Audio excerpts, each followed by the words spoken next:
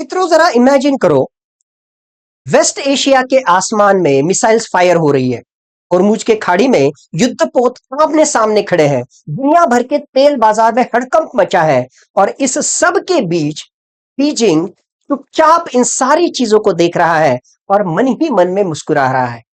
क्या ईरान में चल रहा युद्ध असल में अमेरिका बनाम ईरान है, या वो अमेरिका बनाम अमेरिका का एग्जॉशन, अमेरिका का थकान, इसकी लड़ाई है, जिसमें असली विजेता चुपचाप बैठा चाइना है? इसी सवाल का विश्लेषण करेंगे एक डिफेंस और जियोपॉलिटिकल नजरिए से। सबसे पहले समझते हैं कि ईरान युद्ध को केवल मिसाइल या बमबारी की नजर से देखना गलत होगा। ये दरअसल 4 स्तरों पर लड़ाई चल रही है। जमीन पर लड़ रहे हैं ईरान, उसके प्रॉक्सी 3H यानी हमास, हुती एंड हिजबुल्लाह और अमरीकी फौजें। समुद्र की लड़ाई के बारे में बात करें तो होर्मुज की खाड़ी, तेल टैंकर और नौसैनिक नाकेबंदी। साइबर और ड्रोन वॉरफेयर की बात करें तो रेडार, कम्युनिकेशन, पावर ग्रिड, इन पर होने वाले हमले। और चौथा सबसे महत्वपूर्ण, इकोनॉमिक और स्ट्रैटेजिक एग्जॉशन। स्ट्रैटेजिक थकान, यह बहुत ही महत्वपूर्ण पड़ाव है इस युद्ध का।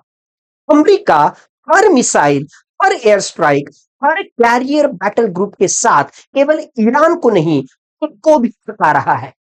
बजट में, पॉलिटिक्स में और उसकी जनता के धैर्य में, विश्वास में। यही वो बिंदु है जहां से चाइना का असली खेल शुरू होता है। चाइना की रणनीति इसमें क्या है? चाइना की सैन्य राजनीतिक सोच में एक पुरानी कहावत है। यहां पर कहते हैं, पहाड़ पर बैठो और नीचे 2 बाघों को, टाइगर्स को लड़ते हुए देखो। विजेता चाहे जो भी बने, वो इतना घायल होगा कि तीसरा खिलाड़ी आसानी से मैदान में उतर सकता है। आज वही हो रहा है। अमेरिका और ईरान सीधे या अप्रत्यक्ष तरीके से युद्ध में उलझे हुए हैं। इजराइल पहले से ही गाजा और क्षेत्रीय तनाव से जूझ रहा है। पहाड़ी देश दुविधा में है। सुरक्षा के लिए अमेरिका चाहिए, लेकिन तेल और ट्रेड के लिए चाइना और एशिया मार्केट चाहिए। चाइना खुद न तो मिसाइल चला रहा है, न सैनिक भेज रहा है, लेकिन सऊदी अरब और ईरान के बीच मध्यस्थता की भूमिका निभा चुका है। 2003 का सऊदी और ईरान का डील, आप 2023 का सऊदी और ईरान का डील आपको यहां पर याद होगा।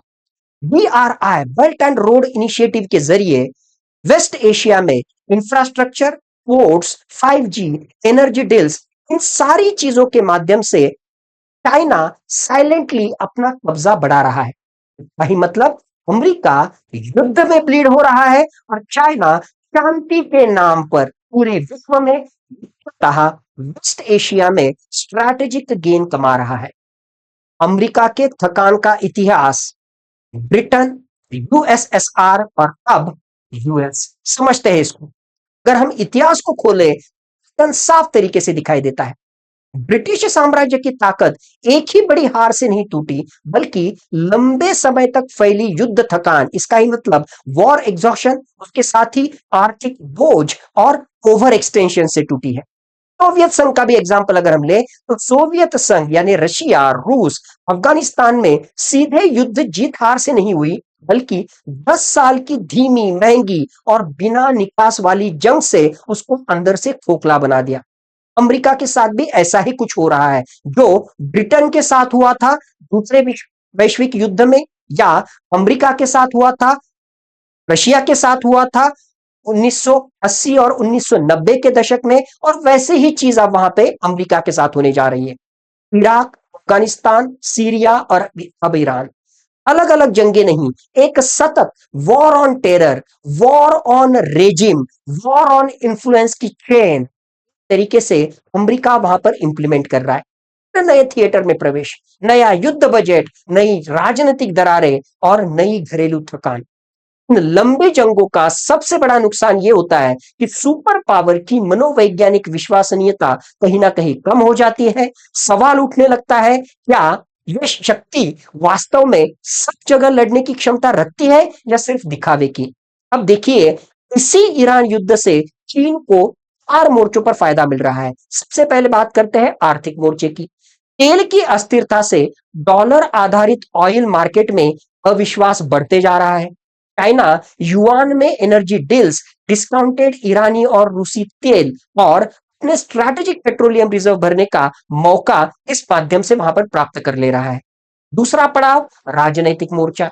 अमेरिका युद्ध लाता है, चाइना व्यापार और इंफ्रास्ट्रक्चर लाता है। इस तरह का नैरेटिव वेस्ट एशिया में, अफ्रीका में और ग्लोबल साउथ में धीरे धीरे बैठाया जा रहा है।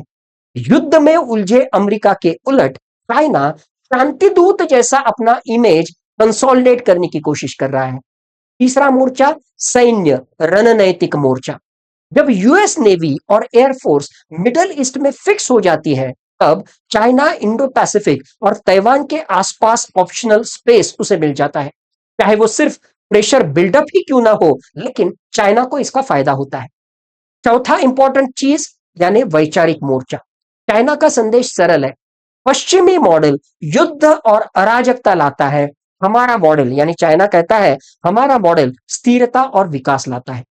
ये नैरेटिव लोकतांत्रिक कमजोरियों और अमेरिका के घरेलू विभाजन पर सवार होकर आगे बढ़ता है। सवाल आता है भारत कहां खड़ा है और उसे क्या करना चाहिए। भारत के सामने तीन बड़े चैलेंज और अवसर है। एक, ऊर्जा सुरक्षा।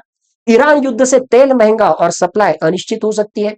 हमें डाइवर्सिफिकेशन, लॉन्ग टर्म कॉन्ट्रैक्ट्स और स्ट्रैटेजिक रिजर्व पर और जोर देना होगा। दो, स्ट्रैटेजिक ऑटोनॉमी। अमेरिका, क्वाड और इंडो पैसिफिक में हमें अधिक एक्टिव देखना चाहिएगा। ईरान और रूस के साथ हमारे रिश्ते में संतुलित लेकिन कठिन स्थिति में हमें वो रखता वहां पर है। तीसरा, नैरेटिव पावर। ग्लोबल साउथ में भारत को यह देखना होगा कि वो केवल वॉशिंगटन या बीजिंग कैंप फॉलोअर नहीं, बल्कि अपनी स्वतंत्र नीति के साथ जिम्मेदार शक्ति भी है। इस पूरे परिदृश्य का सबसे बड़ा सबक यह है कि 21वीं सदी का युद्ध सिर्फ गोलियों से नहीं, तूफान, एग्जॉशन, नैरेटिव और इकोनॉमी से जीता या हारा जाता है। जो दूसरे देशों को लड़ने देकर सबको बचाता है, वही असली स्ट्रैटेजिक विजेता बनता है, कम से कम शॉर्ट टर्म से लेके मीडियम टर्म तक। और यहां पर हम देख रहे हैं कि चाइना इन सारी सिचुएशन में विनर बोलकर खुद को आगे लेके जा रहा है।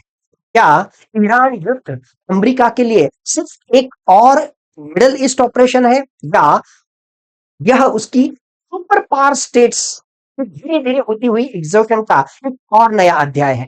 क्या चीन सचमुच केवल देखने वाला खिलाड़ी है, और पर्दे के पीछे वो इस आग को ज्वलंत भी देख रहा है कि उसके प्रतिद्वंद्वी भी ठंडे ना पड़े? आपके हिसाब से आने वाले 10 साल में कौन सा मॉडल ज्यादा सफल होगा, अमेरिका का इंटरवेंशनिज्म या चाइना का साइलेंट स्ट्रैटेजी? कमेंट्स में अपनी राय जरूर दीजिए, क्योंकि आपकी सोच इसी तरह की चर्चा को अर्थ देती है। धन्यवाद। जय हिंद।